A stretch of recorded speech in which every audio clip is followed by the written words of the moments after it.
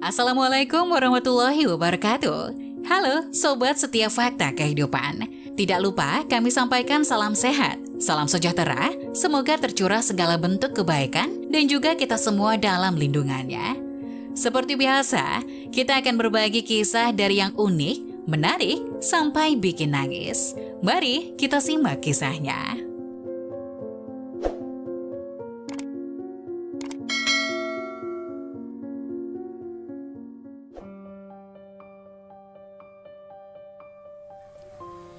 Anak angkat orang kaya datang beli kafe tua, lihat foto-foto ayah kandungnya dalam bingkai di sana.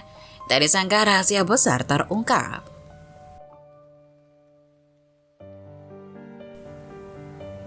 Seorang pria kaya tanpa anak mengadopsi seorang anak laki-laki yang ingin mengejar mimpinya menjadi seorang pemilik restoran.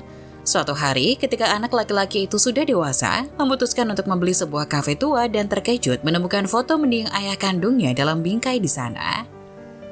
Bunyi derit roda tandu, suara dokter yang keluar masuk ruang darurat, dan rona pucat dari kulit tak bernyawa membuat Daryl mengingat mendiang ayahnya yang hanya dia miliki. Setelah itu yang dia ingat tentang masa kecilnya adalah tinggal di gedung tua yang bau dengan banyak anak lain yang mereka sebut rumah kelompok. Anak-anak di sana jahat dan brutal dan terus-terusan menggodanya. Daryl akan mencengkram foto ayahnya dan menangis mengatakan betapa dia merindukannya. Tapi semuanya berubah suatu hari, seorang pria dengan wajah tegas tetapi baik hati dan seorang wanita dengan senyum paling lembut datang menemuinya. Mereka bertanya apakah dia ingin menjadi putra mereka. Daryl berusia 10 tahun saat itu, dia tersenyum ketika melihat mereka dengan mata coklatnya yang besar dan ingin tahu. Jika saya menjawab ya, apakah saya akan mendapatkan es krim? Dia bertanya, coklat adalah kesukaanku. Pria itu, Stewart, tertawa dan berkata, kamu akan mendapatkan yang terbaik dari segalanya, nak. Kamu akan memiliki rumah terbaik selama kamu menginginkannya. Jadi, maukah kamu ikut dengan kami? Daryl mengangguk dengan semangat. Aku juga ingin cinta, katanya. Aku merindukan ayahku. Stewart dan istrinya Maria kaya raya, tapi tidak memiliki anak membuat mereka merasa hampa. Daryl mengisi kekosongan itu. Mereka membutuhkan lebih dari dia, membutuhkan mereka. Dan mereka menjadi keluarga yang bahagia. Daryl memiliki masa kecil yang indah, dia memiliki orang tua yang penuh kasih dan rumah yang indah. Dia memiliki ulang tahun terbaik dan mendapatkan semua yang dia inginkan. Tapi ketika dia menjadi remaja, hari-hari yang penuh kasih dan riang itu digantikan oleh didikan yang ketat. Masa remaja Daryl ditentukan oleh studi dan studi lebih lanjut. Stewart ingin dia mengikuti jejaknya, menghasilkan uang tanpa berpikir, dan mengejar mimpinya, dan itulah yang diinginkan oleh Daryl yang sudah dewasa. Setelah lulus SMA, dia melanjutkan studi bisnis dan pada saat dia lulus dari perguruan tinggi, dia menjadi orang yang berbeda. Daryl yang membutuhkan cinta telah pergi, yang diinginkan anak laki-laki dewasa sekarang adalah karir yang sukses sebagai pemilik restoran. Dan dia memberitahu Stewart bahwa dia mengarahkan pandangannya ke sebuah kafe tua di barat kota. Ayah, aku ingin membeli kafe itu, desaknya. Mengingat keadaannya yang menyedihkan, beberapa ratus ribu dolar adalah jumlah minimum yang diperlukan untuk renovasi dan saya membutuhkan bantuan ayah. Saya mengagumi antusiasme kamu, nak. Tetapi, apakah kamu tidak terburu-buru mengambil keputusan? Tanya Stewart ingin tahu. Kamu baru lulus kuliah, bagaimana kalau menghabiskan beberapa hari di sini bersama di perusahaan ayah? Itu akan konyol, seru Daryl tegas. Aku harus mendapatkan kafe itu, ayah, ayolah. Ayahlah yang mengajariku cara bersaing untuk mendapatkan apa yang kuinginkan. Yang kuminta hanyalah bantuan yang kita diskusikan sebelum aku mulai kuliah. Baiklah, kata Stewart dengan anggukan pelan. Kamu tahu Daryl, kamu akan berakhir seperti ayah, berhasil. Aku sangat bangga padamu, matamu berkobar. Mari kita diskusikan dengan Pak Farrell. Lalu kita bisa merencanakan tur, bagaimana menurutmu? Tidak perlu ayah, kata Daryl sambil melompat berdiri. Aku sudah memberitahu Pak Farrell tentang semua detailnya dan dia pasti menungguku. Kita akan memeriksanya sekarang. Sebelum itu, aku hanya ingin memberitahu ayah. Sampai jumpa lagi, ayah. Daryl pergi ke kafe bersama sekretaris Stewart, Pak Farrell. Pria muda itu melangkah keluar dari mobilnya, mengambil batu bata merah dan lampu neon yang rusak yang tergantung di luar bangunan lama. Kafe itu tampak tua, sangat tua. Ketika dia dan Pak Farrell melangkah masuk, pemandangannya tidak berbeda. Orang-orang yang tampak seperti pengemis atau gelandangan mengenakan pakaian compang-camping yang menonjolkan penampilan mereka yang lusuh memenuhi seluruh ruangan. Daryl mendekati pria di belakang konter yang tampaknya adalah pemiliknya. Pria tua itu menatapnya dan menyeringai. Ya, dia bertanya, apa yang bisa saya bantu anak muda? Apakah kamu pemilik di sini? Tanya Daryl sambil menyerahkan kartu nama ayahnya. Pria tua itu mengerutkan kening. "Siapa Anda?" Dia bertanya dengan marah sambil membaca kartu itu sebelum dia melanjutkan. "Saya Harvey, dan saya di sini untuk memberitahu Anda bahwa tempat ini tidak untuk dijual, tidak pernah.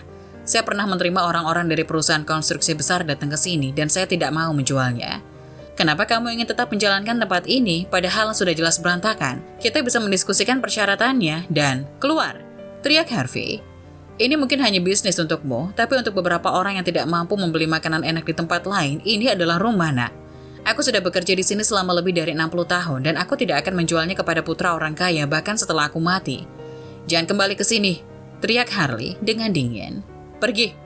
"Sebentar," seru Daryl. Saat dia mendekati dinding bergambar di belakang Harvey, dia menurunkan bingkai foto tertentu dan air mata menggenang di matanya. "Pria ini?" dia bertanya, menuju ke seorang pria yang tersenyum di tengah foto grup. "Siapa dia? Kenapa fotonya ada di sini?"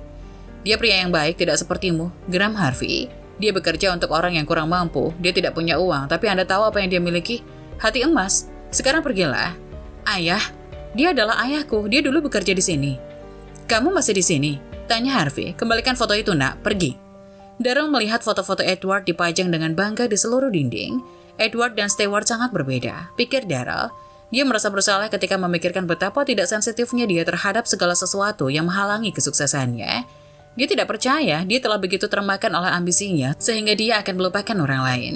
Dia telah mengecewakan mendiang ayahnya. Keesokan harinya, Daryl masuk ke kantor Stewart dan memberitahunya bahwa dia tidak lagi ingin membeli kafe tersebut. "Ayah, aku akan bekerja di sana, seperti karyawan biasa. Aku tidak menginginkan yang lain." "Omong kosong apa?" seru Stewart. "Apa yang berubah, nak? Kamu sangat ingin membeli tempat itu. Kami bisa menyuap mereka yang mencoba menghalangi jalanmu. Pikirkan tentang dirimu sendiri." "Ayah kandungku," Daryl menjelaskan. "Dia dulu bekerja di sana, ayah. Dia dulu bekerja untuk orang yang tidak berdaya. Aku ingin melakukan sesuatu untuk menghormatinya dan membuatnya bangga. Kamu bodoh, mengambil jalan itu tidak akan memberimu apa-apa." Stewart memperingatkan, "Berhentilah memikirkannya."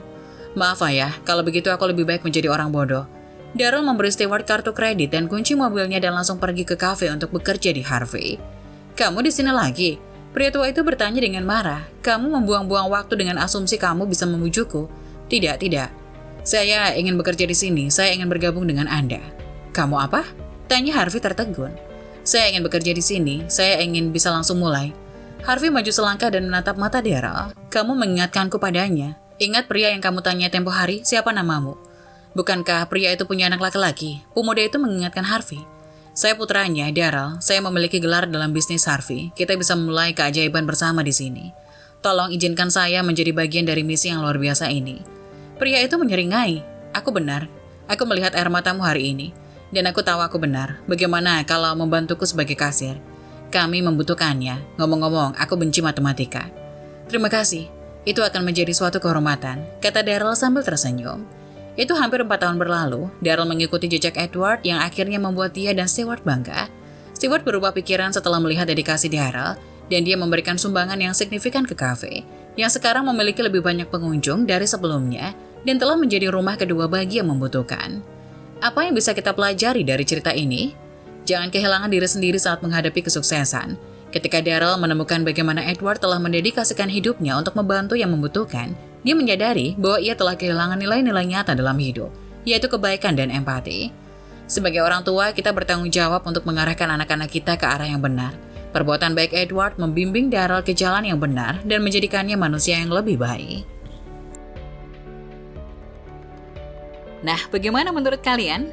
Jangan lupa tulis pendapat kalian di kolom komentar ya. Wassalamualaikum warahmatullahi wabarakatuh.